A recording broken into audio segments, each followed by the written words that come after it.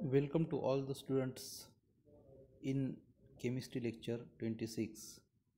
I am Assistant Professor Kamlakar Vahal, Department of Chemistry, late Kumari Durga K. Banmeru Science College, Lonar.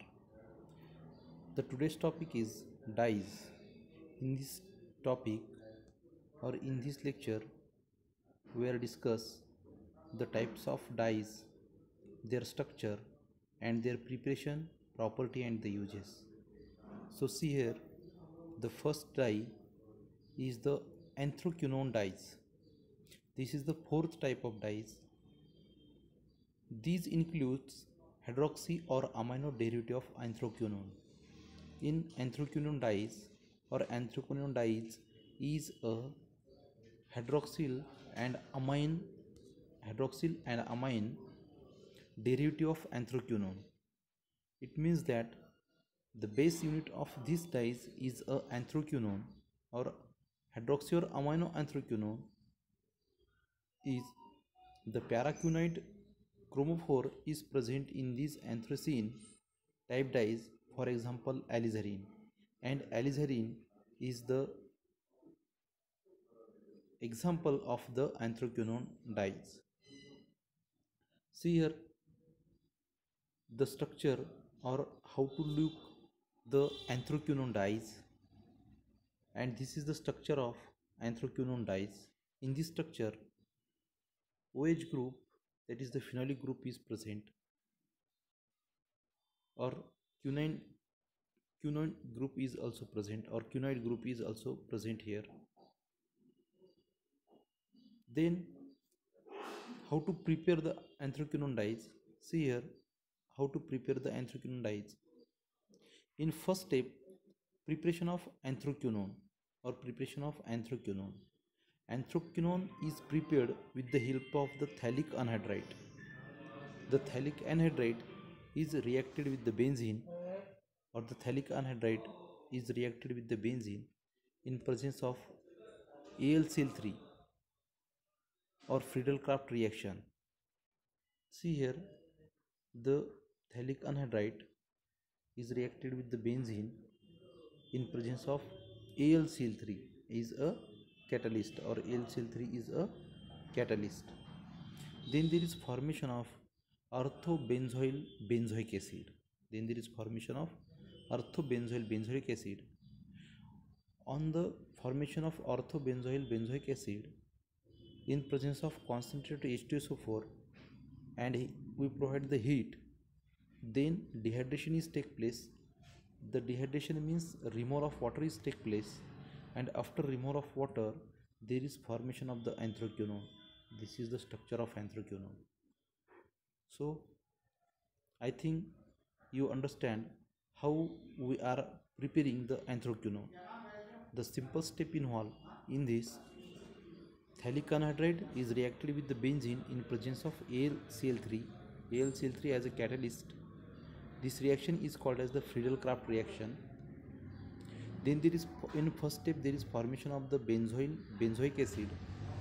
After heating with concentrated H2SO4, the dehydration is take place. Dehydration means removal of water, and there is formation of anthraquinone. This is the structure of anthraquinone. In a second step, sulfonation of anthraquinone. In sulfonation, so first of all we will see what is meant by sulfonation. Sulfonation means sulfonic group is attached to the reactant. The sulfonic group means SO3H group is attached with the help of H2SO4. See here, in first step anthraquinone is obtained, and this anthraquinone is fumigating H2SO4 at 160 degree centigrade heating. Then there is formation of the anthraquinone sulfonic acid. This is the structure of anthraquinone sulfonic acid. In this only, see here, the sulfonic group or SO3 group is attached with the help of the fuming H2SO4 and heated 160 degree centigrade. In the second step, we have to obtain anthraquinone or the anthraquinone sulfonic acid. In third step, conversion of 2-anthraquinone sulfonic acid into alizarin.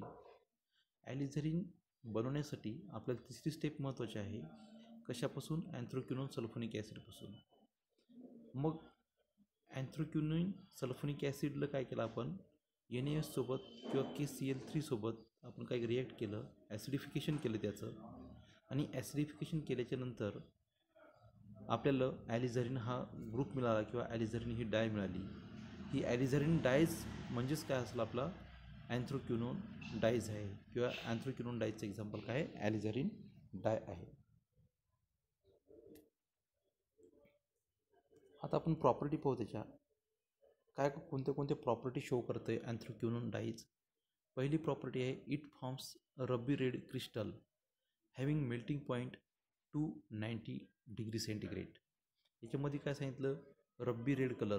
जर तुम्हाला हे जे structure दाखवता येते मी ते show केले, तर रब्बी red crystal हा असा असतो, याला म्हणतो आपण रब्बी रेड क्रिस्टल. मग हा रब्बी रेड क्रिस्टल आणि याचा मेल्टिंग पॉईंट किती असतो?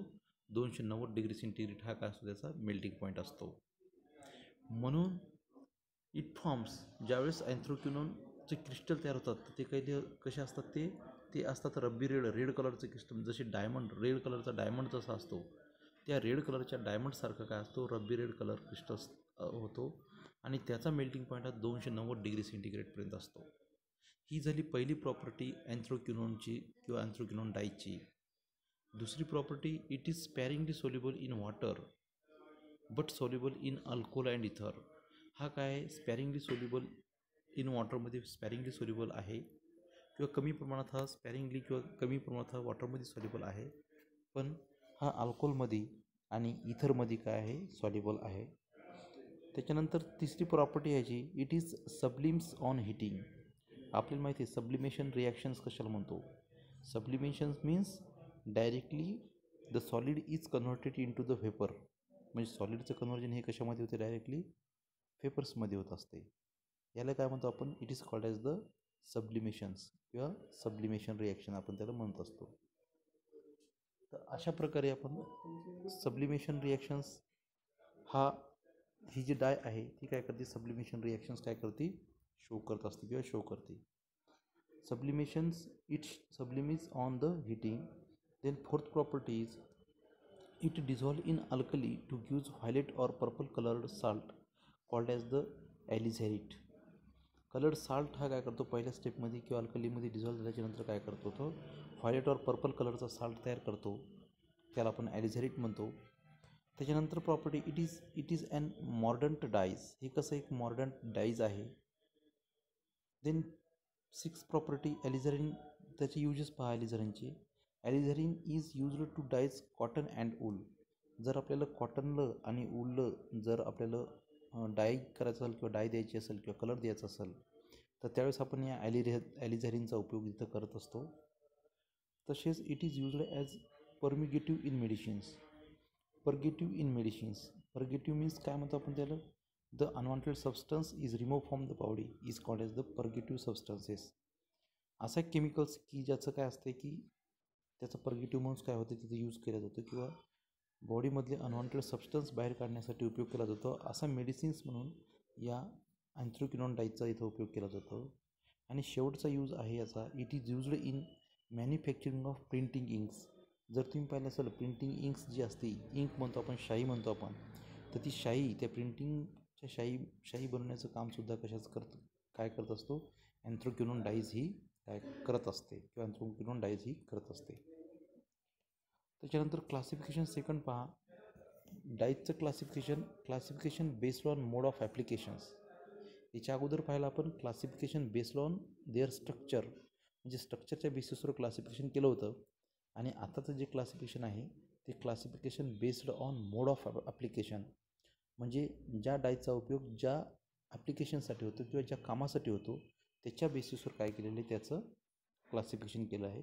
See here there are fifth type of the dyes, or there are fifth type of dyes classified on the basis of their mode of applications. The first type is called as direct dye. The second type is called as indirect dye. The third type is ingrain dyes. The fourth type is fat dyes, and the fifth is the dispersed dyes. There are the 5 types of dyes which are classified on the basis of their applications. So we will discuss the first dye, that is the direct dyes. See here, in direct dyes there are applied direct to the fiber by immersion in aqueous solution of the dyes. काय सांगितलं पहिल्या याच्यामध्ये, these are applied directly. याचं नावच काय आहे, याचं नाव आहे की डायरेक्ट डाईज. डायरेक्ट डाईज कशाला म्हणतो आपण, जी डाईज डायरेक्टली अप्लाय करतो आपण, डायरेक्टली फायबरवर अप्लाय करतो किंवा direct to the fibre by immersion in aqueous solution of the dies.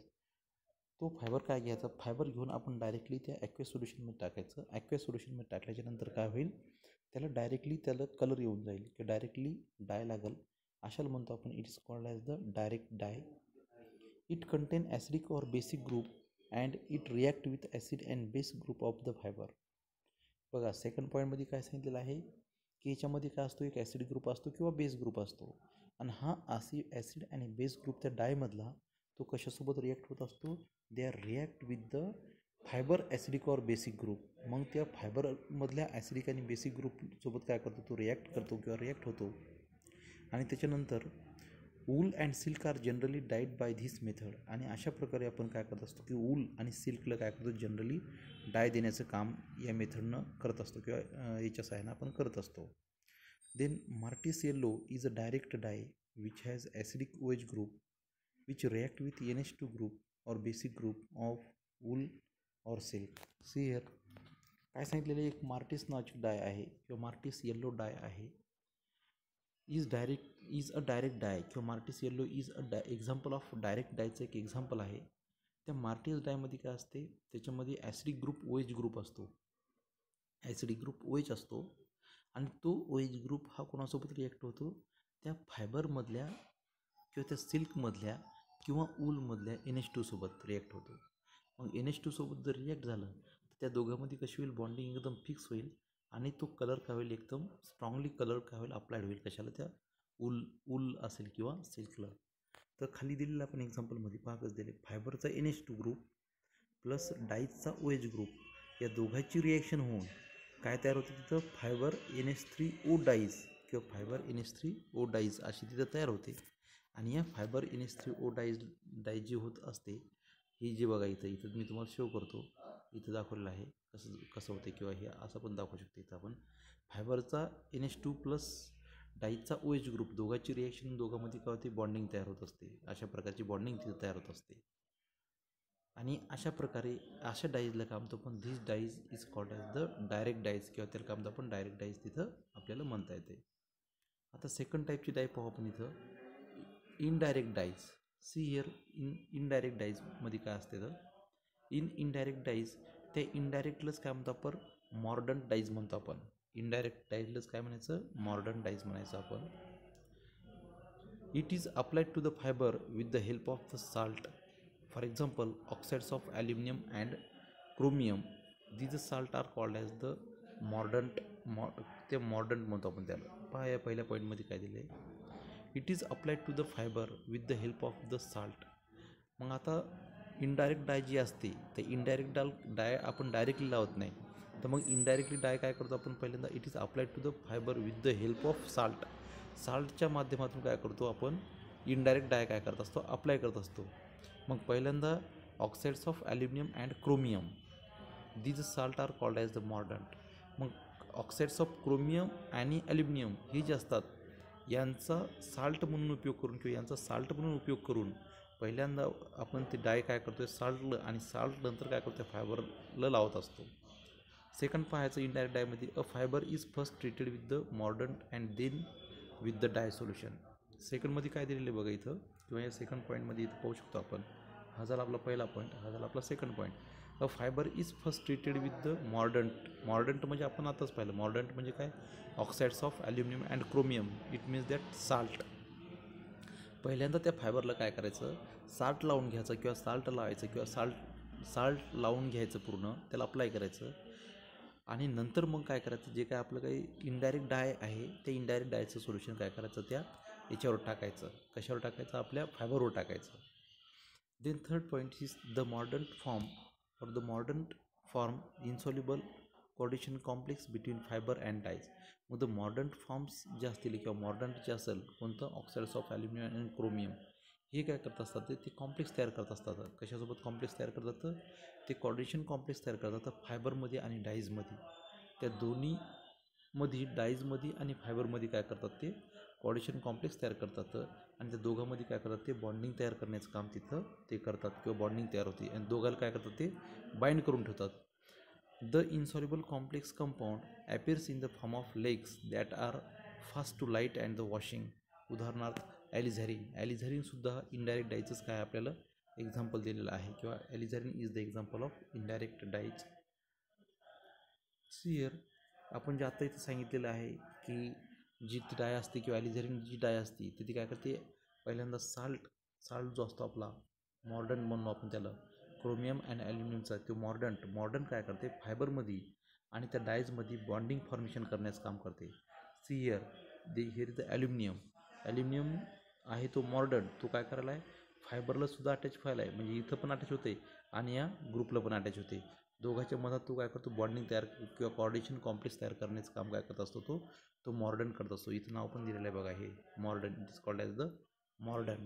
याला म्हणतो आपण मॉर्डन किंवा alizarin dyes. Then third type of dyes is called as the ingrain dyes. त्या ingrain डाईजलाच काय म्हणतो आपण ॲझॉइक डाईज. इनग्रेन डाईजलाच काय म्हणायचं azoic dyes. These are also called as the developed dyes. त्या इनग्रेन डाईजला काय म्हणतो आपण also called as the developed dyes because chemicals reaction take place within the fabric itself. पहा आता डेव्हलप्ड डाईज कशामुळं म्हणतो आपण white is called as developed dyes because जी काही केमिकल रिॲक्शन होती किंवा जी काही केमिकल रिॲक्शन होती ती केमिकल रिॲक्शन कशामध्ये होत असते ते डायरेक्टली त्या फॅब्रिकमध्ये होत असते किंवा फायबर्समध्ये होत असते किंवा फॅब्रिक्समध्ये itself that is dyes is developed in the fabric. त्या फॅब्रिकमध्ये होत असते म्हणून अशा डाईजला काय म्हणतो आपण it is called as the ingrain dies. This method produce the fast colour. मग ही मेथड काय करते एकदम फास्टली काय करते कलर प्रोड्यूस करते. कोणती ही जी मेथड आहे कोणती इनग्रेन डाईजची तर ही काय करते जास्तीत जास्त फास्टली कलर डेव्हलप करते. Azo dyes is a good example of the ingrain dye. आता इनग्रेन डाईजचं एक्झाम्पल जर पाहत असेल तर कोणती आहे डाईजचं नाव सांगितलं आपण ॲझोडाईज. मग ॲझोडाईज माहिती आहे आपल्याला की ॲझोडाईज कशाला म्हणतो आपण ज्या डाईजमध्ये N2 ग्रुप असतो N ग्रुप असतो ॲझो ग्रुप असतो अशा डाईजला काय म्हणतो आपण it is called as the azo dyes. म्हणून अशा ग्रुपला azo dyes is a example of the ingrain dyes. मग इनग्रेन डाईजचं एक्झाम्पल कोणतं आहे इनग्रेन डाईजचं एक्झाम्पल कोणतं आहे ॲझोडाईज. हे बघा ॲझोडाईज इनग्रेन डाईजचं एक्झाम्पल कोणतं आहे आपलं ॲझोडाईज. देन थर्ड पहा piece of cloth soaked in alkaline solution. आता इनग्रेन डाईज कशी अप्लाय केले जाते हे पाहू आपण इथं. How to apply the ingrain dyes. First of all piece of cloth soaked in alkaline solution. मग पहिल्यांदा काय करायचं ज्या कपड्याला आपल्याला डाय द्यायची असेल ते कपडे काय करायचे पहिल्यांदा आपण एका अल्कलाईन सोल्युशन म्हणजे बेसिक सोल्युशनमध्ये काय करायचं ते बुडवून ठेवायचे. ते बेसिक सोल्युशन जे असेल ते कशाचं असेल बेसिक सोल्युशन बीटा नॅपथॉलचं असेल बेसिक सोल्युशन आणि डाय करायचं त्याला एकदम डायड करायचं म्हणजे त्याला पूर्ण डाय लावून घ्यायची ती बीटा नॅपथॉलच्या सोल्युशनमध्ये. This cloth is dipped in cold solution of amine. मग अमोनियाच्या सोल्युशनमध्ये काय करायचं ह्या क्लॉथ काय करायचं डबल त्या अमोनियाच्या सोल्युशनमध्ये टाकायचा. There is coupling reaction take place within the fabric itself. मग त्या डाईजमध्ये काय होते कपलिंग रिॲक्शन तयार होते आणि कपलिंग रिॲक्शन झाल्याच्यानंतर these dyes R water soluble and fast. आणि अशा प्रकारे एकदम कपलिंग झाल्याच्यानंतर ती डाईज काय होते एकदम फास्ट आणि अप्लाइड होत असते किंवा एकदम फास्टली ती अप्लाइड होत असते. त्याच्यानंतर पाहू आपण की फोर्थ नंबरची डाईज त्याला म्हणतो आपण fat dies. These are insoluble in water but reduction with sodium hydrosulfide it gives the colorless soluble compound. See here this is the first point. These are the insoluble in water. Fat dyes काय आहे fat dyes is insoluble in water. Fat dyes ही insoluble आहे insoluble पण ज्यावेळेस ते reduction होते त्या डाईजचं sodium hydrosulphide सोबत it gives the colourless soluble compound. तो काय ते कलरलेस सोल्युबल कंपाऊंड ते तयार होते which has great affinity for the cotton and other cellulose fibre. मग याला काय होते की ज्यावेळेस असं होत असते की त्याला ते सोडियम हायड्रोसल्फाईडसोबत कलरलेस सोल्युबल कंपाऊंड तयार होते त्यावेळेस याची ग्रेट ॲफिनिटी असते कशासोबत कॉटन आणि सेल्युलोज फायबरसोबत काय करते एकदम तो which has great affinity for the cotton and other cellulose fibre सोबत काय करतो तो जास्तीत जास्त अट्रॅक्ट होतो आणि त्याला जास्तीत जास्त कलर देण्याचं काम तो करत असतो. Then third point, the cloth is soaked in reduced dyes and then hung in air for treated with the oxidant. त्याचं ऑक्सिडेशन होण्यासाठी पहिल्यांदा क्लॉथ काय करतात, रेड्युस्ड डाईजमध्ये ठेवतात किंवा रिडक्शन करतो आपण कशाच्या, with the help of sodium हायड्रोसल्फाईडसोबत. त्याच्यानंतर त्याला इयरमध्ये काय करतो आपण, हँग करतो, कपडे वाळवतील असं हँग करतो, त्याचं ऑक्सिडेशन होते. आणि ऑक्सिडेशन झाल्यानंतर the colourless compound is oxidised back. जो कलरलेस कंपाऊंड ऑक्सिडेशन होते वॉटर एअरसोबत, एअरमधल्या ऑक्सिजनसोबत, आणि तिथं डबल त्याचं ऑक्सिडेशन होते टू द इनसॉल्युबल डाईजमध्ये, विच इज नाव बाउंड टू द फॅब्रिक. आणि तो बाउंड काय होतं मग फॅब्रिकसोबत काय करते, बॉन्ड तयार करते किंवा एकदम फिक्स होऊन जातो. For example Indigo is a example of this type, किंवा इंडिगो काय आहे त्याचं एक्झाम्पल आहे. जर पाहायच्यात याच्यामध्ये तुम्हाला जर दिसतं O2 सोबत ऑक्सिडेशन करायला आपण, त्या ऑक्सिडेशन करता वेळेस पहा ह्या OH ग्रुपचं, इथं OH ग्रुप दिसतो.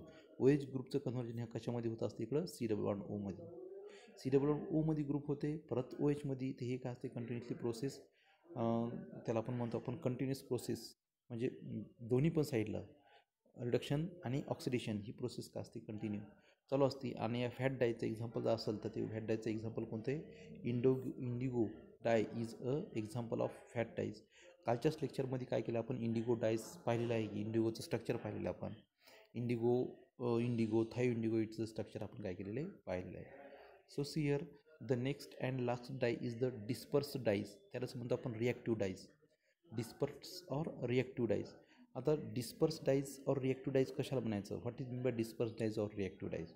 These dyes are the insoluble in water but can be disperse in colloidal form in water. आता पहा, ही डाय काय इनसॉल्युबल, वॉटरमध्ये इनसॉल्युबल आहे, म्हणजे वॉटरमध्ये सॉल्युबल होत नाही, परंतु कॅन बी डिस्पर्स, त्याचं डिस्पर्शन होते कोलायडल फॉर्ममध्ये.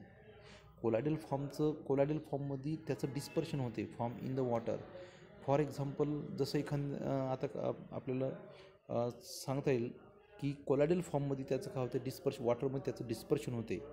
आणि the fabric is disperse in colloidal dispersion of the dyes. जे फॅब्रिक असेल त्यात ते पण काय होते, फॅब्रिक पण इज डिस्पर्स, मग ते फॅब्रिक पण काय असेल, डिस्पर्स होते कोलायडल फॉर्ममध्ये ऑफ द डाईजच्या. The fine dyes particle are absorb in the crystal structure of the fabric. आणि फॅब्रिकचे जे काही स्ट्रक्चर असतात, स्ट्रक्चर ऑफ द फॅब्रिक किंवा फाईन स्ट्रक्चर किंवा फाईन डाईजचे जे काही छोटे छोटे पार्टिकल्स असतात ते ॲब्झॉर्ब केले जातात कशामध्ये, crystal structure of the fabric.